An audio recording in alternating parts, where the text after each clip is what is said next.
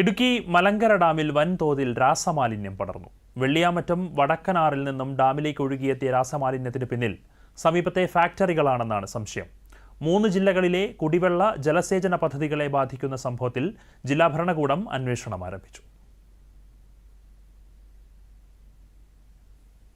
വെള്ളിയാമറ്റം വടക്കനാറിലൂടെ വ്യാപകമായി രാസവസ്തുക്കൾ ഒഴുകിയെത്തി മലങ്കര ജലാശയത്തിൽ പരന്നത് പ്രദേശവാസികളിൽ വലിയ ആശങ്കയാണ് പടർത്തിയത്.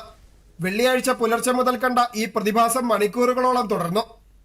രാവിലെ പുഴയോരത്തെത്തിയ നാട്ടുകാരാണ് പുഴയുടെ ഒഴുക്കിൽ എണ്ണ പോലെയുള്ള കറുത്ത പാടയും രൂക്ഷമായ രാസവസ്തുക്കളുടെ ഗന്ധവും ആദ്യം ശ്രദ്ധിച്ചത്.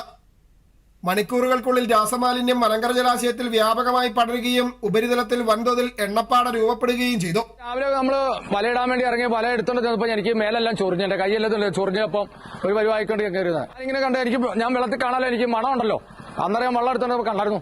തൊടുപുഴ, വാഴക്കുളം, മൂവാറ്റുപുഴ മേഖലകളിലെ നിരവധി കുടിവെള്ള പദ്ധതികളുടെ പ്രധാന ശുദ്ധജല സ്രോതസ്സാണ് മലങ്കര ജലാശയം. ഇതിനു പുറമെ ആയിരക്കണക്കിന് ഹെക്ടർ സ്ഥലത്തെ കൃഷിയിടങ്ങളിലും ഈ വെള്ളമാണ് ഉപയോഗിക്കുന്നത്. ജലാശയം മലിനമായതോടെ ആയിരക്കണക്കിന് കുടുംബങ്ങളുടെ കുടിവെള്ളത്തിനും കൃഷിക്കും കടുത്ത ഭീഷണി ഉയർന്നിരിക്കുകയാണ്. കൂടാതെ ജലാശയത്തിലെ മത്സ്യങ്ങളും ജലജീവികളും കൂട്ടത്തോടെ നശിക്കാനുള്ള സാധ്യതയുമുണ്ട്. മലങ്കര ജലാശയത്തിൽ വ്യാപകമായിട്ട് എന്തോ കെമിക്കൽ നിരന്നൊഴുകുന്നതായിട്ട് ശ്രദ്ധയിൽപ്പെട്ടിട്ടുണ്ട്. ഞങ്ങൾ എല്ലാ ഇവിടുത്തെ പ്രവർത്തകർ, രാഷ്ട്രീയ പാർട്ടിയുടെ പ്രവർത്തകർ, സാമൂഹിക പ്രവർത്തകരെല്ലാം കോളപ്ര പാലത്തിൽ നിൽക്കുകയാണ്. ഇവിടെ 5 പഞ്ചായത്തിലോട്ട് കുടിവെള്ളം പമ്പ് ചെയ്യുന്ന മോട്ടോർ പമ്പിന് അടുത്താണ് ഞങ്ങൾ നിൽക്കുന്നത്. ഈ ഏതോ വടക്കനാറ്റിൽ കൂടെ ഒഴുകി വരുന്ന വെള്ളത്തിലാണ് ഈ മാലിന്യം ഒഴുകി വരുന്നത് എന്ന് ശ്രദ്ധയിൽപ്പെട്ടിട്ടുണ്ട്. 100 കണക്കിന് വീടുകളിലേക്ക്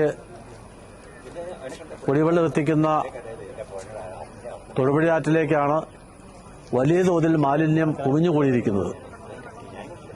ഗുരുതരമായ പ്രത്യാഘാതങ്ങളും രോഗങ്ങളും ഉണ്ടാകാൻ സാധ്യതയുള്ള ഈ വിഷയം അധികാരികൾ ഗൌരവത്തിലെടുക്കുമെന്നാണ് ഞങ്ങൾ കരുതുന്നത്.